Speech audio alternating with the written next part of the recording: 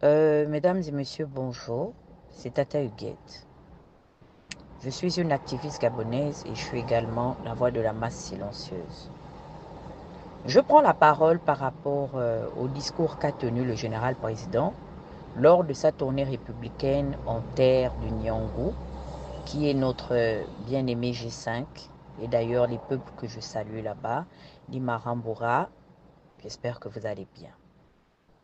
Alors, le général président s'est prononcé sur la situation de la communauté et du peuple Haoussa en territoire de la République gabonaise. Général président, je pense qu'à un moment donné, vous prêtez à confusion les responsabilités qui sont les vôtres. Vous ne pouvez pas vous substituer en l'incarnation de la loi, les lois fondamentales, la Constitution et toutes les autres lois qui constituent effectivement le socle de l'organisation de notre République. Monsieur le Général Président, la situation de la communauté Haoussa me tient énormément à cœur parce que j'estime que euh, nous devons tenir compte de jurisprudence par rapport à la situation euh, des faits qui se sont déroulés ailleurs. Le message que je porte vis-à-vis justement de la question de la régularisation des enfants, des fils et des filles de la communauté Haoussa en territoire gabonais est tout simplement basé sur le principe de la dignité humaine. Je pense que l'État gabonais est un État souverain, un État qui est réglementé par la règle de droit et par euh, des lois, des lois mises en vigueur qui doivent principalement respecter le principe de la dignité humaine. C'est pourquoi moi j'estime que se pencher, et là je pense que c'est en dehors de votre pouvoir de décision, parce que la Chambre des représentants ou l'Assemblée législative est beaucoup plus habilitée à discuter de cette situation via le biais également du bras de la Constitution, donc de la Cour constitutionnelle, et peut-être encore même le Sénat peut se pencher dessus si ils estiment que les décisions prises vis-à-vis de l'Assemblée législative ne leur sied pas. Mais vous, Monsieur le Président, vous n'avez aucune compétence en ce qui concerne cette situation. Monsieur le distingué président général, la communauté Haoussa, et ce qui me dérange, d'accord, je vais peut-être le dire simplement, je ne suis en aucun cas opposé à ce que nous puissions trouver désormais une ou un mécanisme de régularisation de leur situation. Mais là où je m'y oppose, c'est qu'on veuille inclure, et là c'est le clash que les Haoussa ont commencé eux-mêmes vis-à-vis de nous, petits-fils de Bantou et arrière-petits-fils de Babongidi, les communautés pygmées. Ils ont voulu imposer au gouvernement de les reconnaître comme une ethnie du Gabon. Lorsque nos frères Haoussa prennent la responsabilité d'aller discuter avec une frange de la population, parce que compter exclusivement sur les pouvoirs publics pour essayer de passer par les mailles du filet, moi j'estime qu'ils ne sont pas en train d'arranger leur cas. Hein. Ils sont en train de l'aggraver. Parce que c'est d'un commun accord que nous devons nous asseoir autour d'une conférence nationale souveraine et discuter sur la situation de régularisation globale de leur communauté. Les faits qui leur sont reprochés, c'est quoi? Tenons compte du statut de laïcité, la communauté Haoussa, et on ne leur fait pas de procès pour ça. Parce que dans la vie, chacun fait des choix. C'est une communauté qui est originaire de l'empire du Songhai. Et de cet empire, effectivement, il y a eu une influence religieuse à connotation religieuse et panarabiste, islamique et islamo-panarabiste. Ce sont des gens qui cohabitent avec nous. Je ne vais pas leur imputer ou les soumettre à des prétentions quelconques de vouloir peut-être s'en prendre aux communautés du Septentrion ou d'autres communautés où ils ont élu domicile. Mais au-delà de ça, au niveau du système d'intégration, ce que nous reprochons, nous, fils de Bantou et arrière-petits-fils de Pygmée, c'est qu'ils ont un système d'influence islamo-panarabiste. Ils contraignent nos fils et nos filles de Bantou de se convertir à l'islam pour bénéficier d'un mariage entre nos deux communautés. J'ai vu un papa, un grand frère, un père, vouloir insinuer que les recherches du professeur Athos Ratanga, paix à son âme, très grand historien, appartenant à la grande famille des professeurs en histoire et en art anthropologique des civilisations afrodescendantes, j'ai vu qu'il s'est servi d'un ouvrage au cours de ses recherches comme pièce à conviction pour estimer qu'il serait plus légitime qu'une certaine migration, et en particulier nos frères arrivés au 19e siècle, qui sont nos frères Fan, et également certains Bantous, que eux, leurs ancêtres, seraient même arrivés dans certains environnements de nos territoires bien avant que les Bantous. Mais je suis désolée. S'il faut partir dans le principe de souveraineté civilisationnelle, oui, vous êtes arrivés, mais vous n'avez pas conquis les terres. Ceux qui ont conquis ces terres-là, ce sont les Bantous, auprès même des communautés pygmées. C'est acté, c'est écrit. Vos grands-parents sont de ne pas se sédentariser. Nous, les Bantous, nous avons migré, nous avons aussi notre passé migratoire. Sauf que nous avons la culture sédentaire. Lorsque nous arrivons à ravir un endroit, nous nous y installons et commençons à nous multiplier là. Monsieur, avec tout ce qui s'est passé, même là, à côté de nous, pour ne prendre que l'exemple de la très grande RCA, République de Centrafrique, ex-Ubangui Charo, nous avons vu justement ce que ça a donné, la cohabitation avec les communautés qui sont d'influence islamo-panarabiste. Ce que je reproche à mes frères, c'est qu'ils sont sous l'influence de ce qu'on appelle un courant de pensée, le wahhabisme. Monsieur le général président, au lieu de vous préoccuper de ce que le perroquet national dit dans ses différentes déclarations, je vous invite à vous instruire sur la situation du wahhabisme et même du soufisme. Ces deux courants de pensée qui s'attaquent et qui se combattent. D'un côté, on estime qu'il y a ceux qui pratiquent l'islam modéré, qui sont peut-être représentatifs d'une très grande partie des Saouds. Et vous avez comment on appelle ça, les plus radicaux, dont se revendique l'ancien dirigeant de l'Iran et aux extrémités de ces environs-là. Ce sont des gens, lorsqu'ils arrivent quelque part, ils imposent leurs lois. Les femmes n'ont plus le droit de montrer leurs cheveux, les femmes n'ont plus le droit de se balader avec des habits qui ne sont pas longues manches, sachant que nous sommes sous les climats tropicaux. Ils ont organisé ça en République de Centrafrique.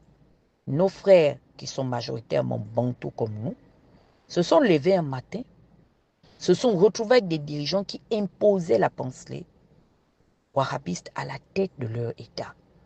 Et dans le principe de préservation territoriale, ils ont créé une cellule pour combattre la Séléka, qu'on appelle l'organisation des anti-Balaka. Jusqu'aujourd'hui, la RCA continue de se battre pour repousser cette organisation criminelle-là. Moi, j'estime qu'en territoire bantou, il n'y a que la culture et la coutume bantou qui soient légitimes. Nous sommes dans notre posture de dominant parce que nous souhaiterons que, effectivement, nos enfants et nos arrière-petits-fils, parce que, monsieur le général président Brice Clotaire Oligui, je voudrais vous enseigner ceci, ce que je dis d'ailleurs dans beaucoup de mes interventions. Nous ne pouvons dissocier le patrimoine du patriote. Parce que le patrimoine est l'héritage territorial que nous légifèrent nos ancêtres et nos aïeux par le biais et le lien du sang et même du sol. Monsieur le distingué général président, nous sommes des héritiers d'un héritage légiféré à tort ou à raison par nos ancêtres communs. C'est un patrimoine et c'est un héritage commun que nous partageons. Dans le sens de préserver la souveraineté de nos arrière-petits-fils. Parce qu'on ne souhaiterait pas que demain, ils viennent discuter, revendiquer les terres pour lesquelles nos ancêtres se sont battus pour acquérir. Nous ne souhaitons en aucun cas les inclure et les reconnaître comme une ethnie souveraine au Gabon. Maintenant, si ce que nous proposons comme projet de loi ne sied pas avec la majorité en tant que légaliste, eh bien nous allons tout simplement nous aligner au cours de la voie référendaire parce qu'il s'agit de l'héritage de plus de 2,5 millions de Gabonais et en particulier de ceux qui sont des ayants droit. Monsieur, vous ne pouvez pas prendre la responsabilité de partager ce qui nous appartient.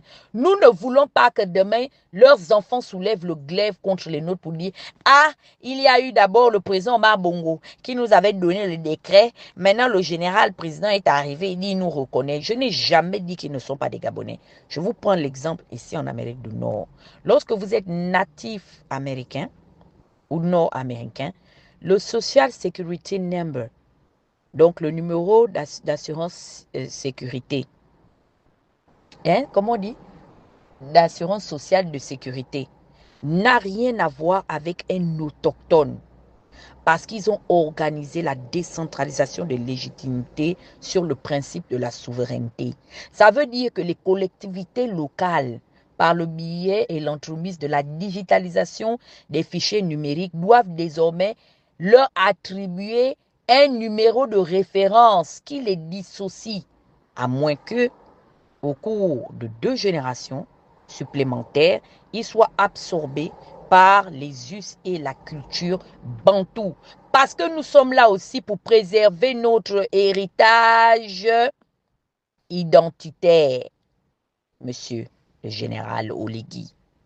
Tu ne peux pas te lever et aller en territoire bantou dans le Nyangou et estimer que tu as droit de vie et de mort et que tu es capable de régler la situation qui crée autant de polémiques dans notre milieu.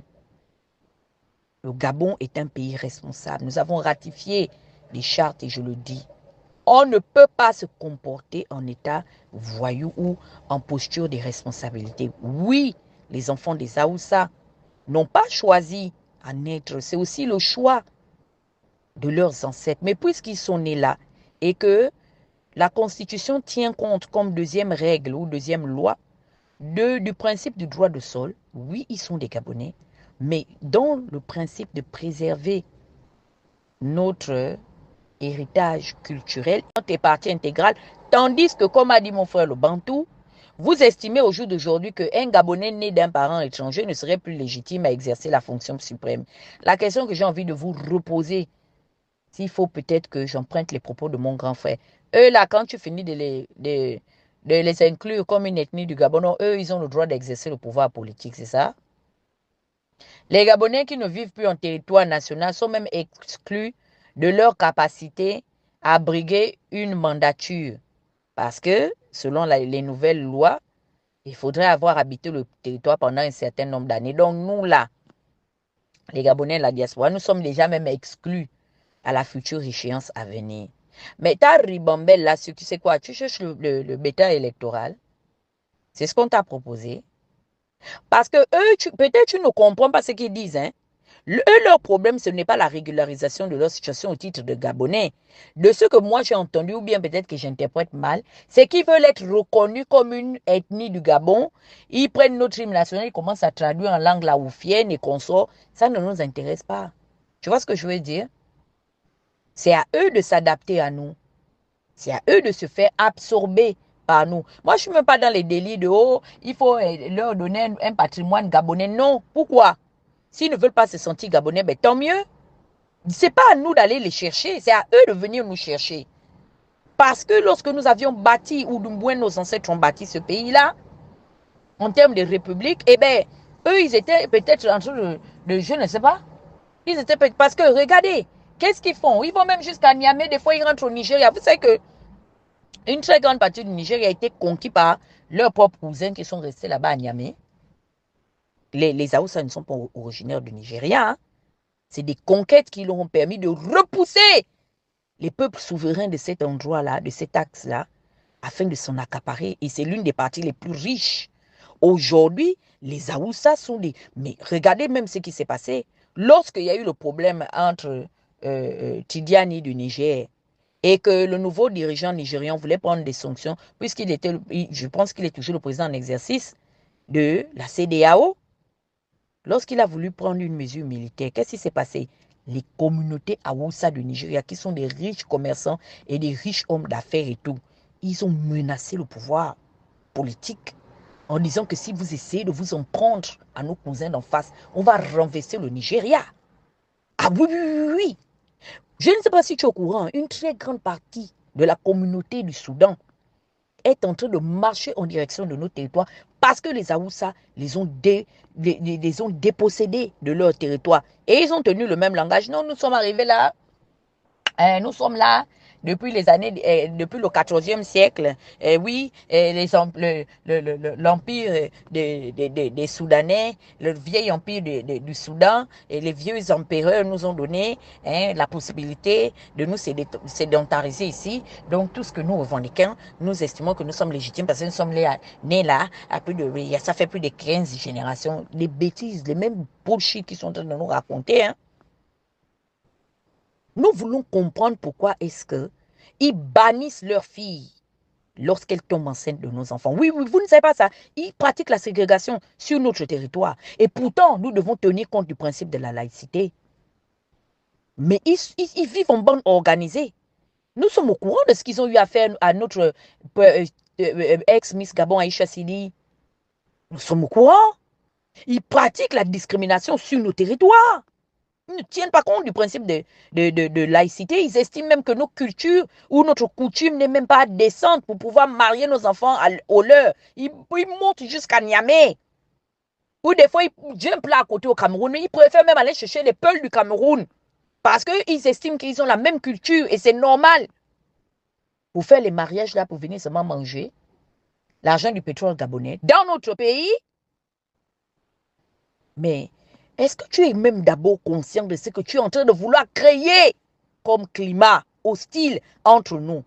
Il y a longtemps, on les a d'abord, ils se sont d'abord calmés parce qu'on estime qu'on a des affaires plus urgentes à régler. Mais comme tu es déjà dans tes petits calculs d'intérêt de chercher les bœufs votants, parce que tu estimes qu'une très grande frange de la population commence à être réfractaire à tes postures, eh bien, je ne sais pas qui t'a suggéré l'ingénieuse idée de récupérer les désespérés de la communauté.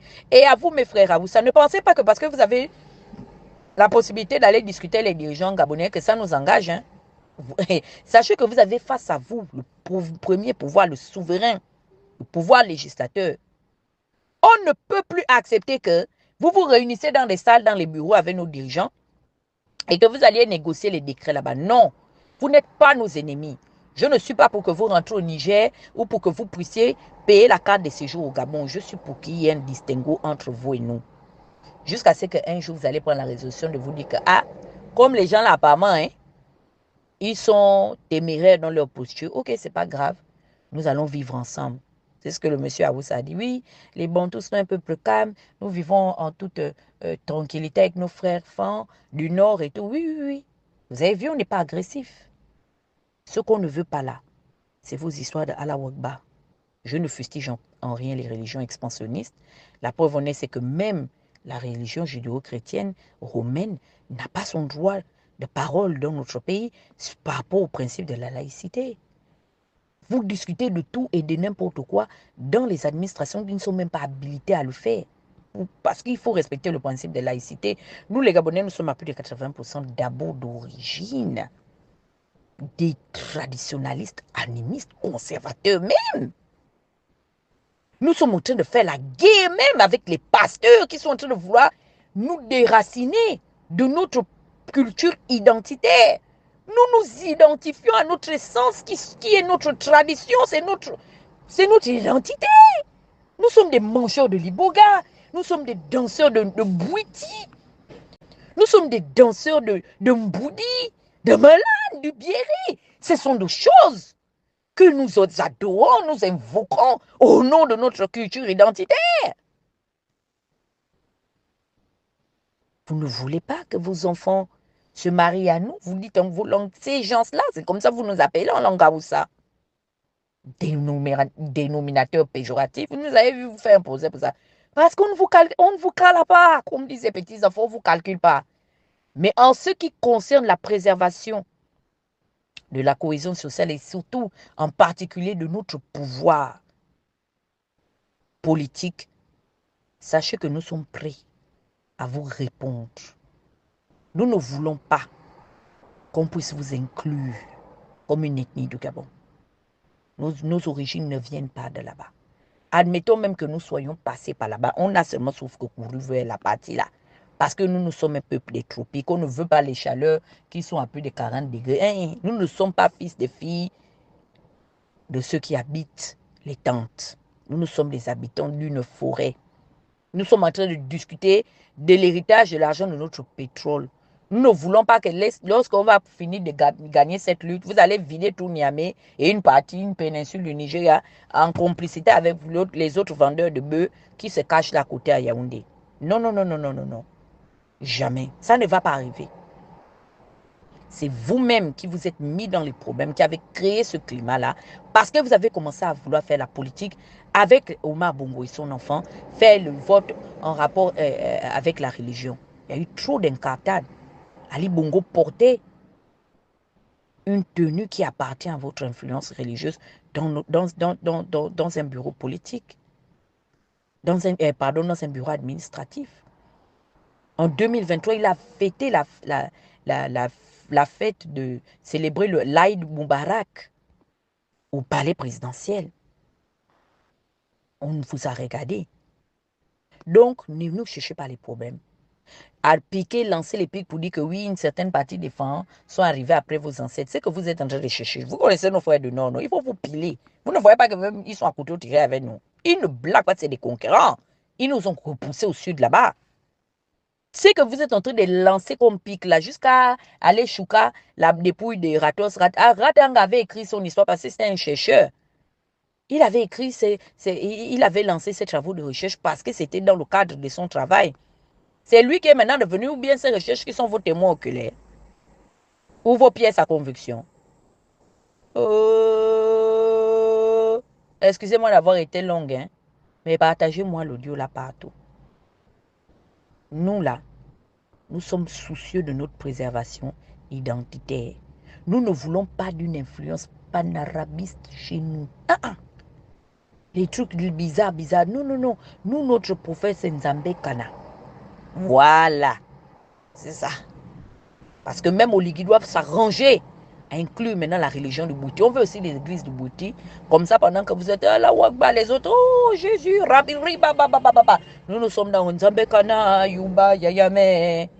Oh, Yedidi, oh. Notre prophète vient de mourir là. C'est Kondo. C'est le prophète de nous, les traditionalistes.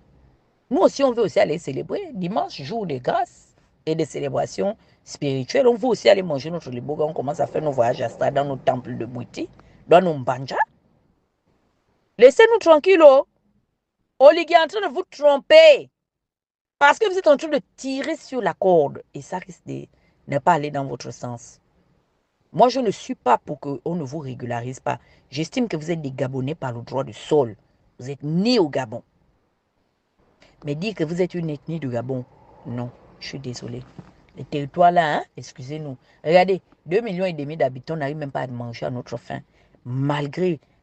la productivité ou la production des barils de pétrole joue plus de 265 000 barils de pétrole que nous produisons journalièrement. C'est à la gloire de qui de Perenco.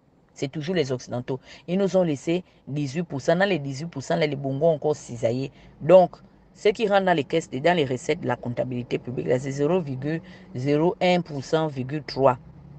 C'est pourquoi vous voyez que nous sommes en train de broyer le néant. Dedans, là encore, on va vous inclure. Donc, quand on vous reconnaît Gabonais, nous qui sommes à l'étranger, nous qui pouvons aussi faire les enfants avec les expatriés ou les gens venus d'ailleurs, eux, automatiquement, on leur arrache leur souveraineté. Mais vous, vous devenez quoi? Des Gabonais à part entière. Hein? Vous devenez aussi des pères et des mères. Hein? Enfin, Oligui, nous venons de jeter un pavé dans la mare. Comme tu es un grand orateur, nous attendons ton droit de réponse à la tribune de Mpungu, en territoire de Mblasoukou. Bonne journée à tous. C'était la nièce de l'extrémiste de à Bois-Chambaud. Voilà, il est 10h18 à ma montre.